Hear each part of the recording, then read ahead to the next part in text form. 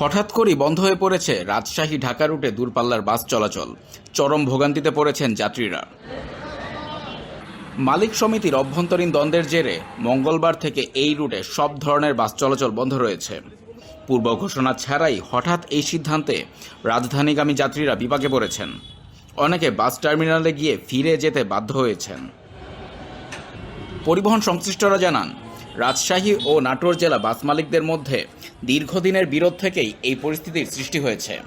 দুই পক্ষের মধ্যে রুট ব্যবস্থাপনা ও পরিচালনা নিয়ে মতপার্থক্য থাকায় শেষ পর্যন্ত বাস চলাচল বন্ধ রাখার সিদ্ধান্ত নেওয়া হয়। তবে পরিস্থিতি মোকাবেলায় প্রশাসন দ্রুত উদ্যোগ নিয়েছে। সংকট নিরসনে আজ দুপুর 2টায় জেলা প্রশাসকের কার্যালয়ে জরুরি যৌথ বৈঠক ডাকা হয়। এতে রাজশাহী ও নাটোরের বাস মালিক ও শ্রমিক সমিতির নেতারা অংশ নেবেন। একটা সামান্য ব্যাপার, সেটা অযৌক্তিক দাবি বলে আমি মনে করি। কারণ এই দাবিটা হচ্ছে হঠাৎ করে নতুন করে যদি কোনো ট্রেন কেউ চায়, আসলে দেওয়ার নিয়ম নাই।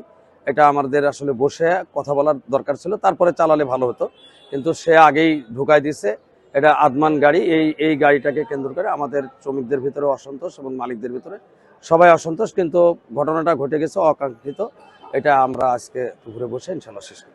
সংশ্লিষ্ট কর্মকর্তারা জানান, যাত্রীদের দুর্ভোগ কমাতে দ্রুত সমাধান খোঁজার চেষ্টা চলছে।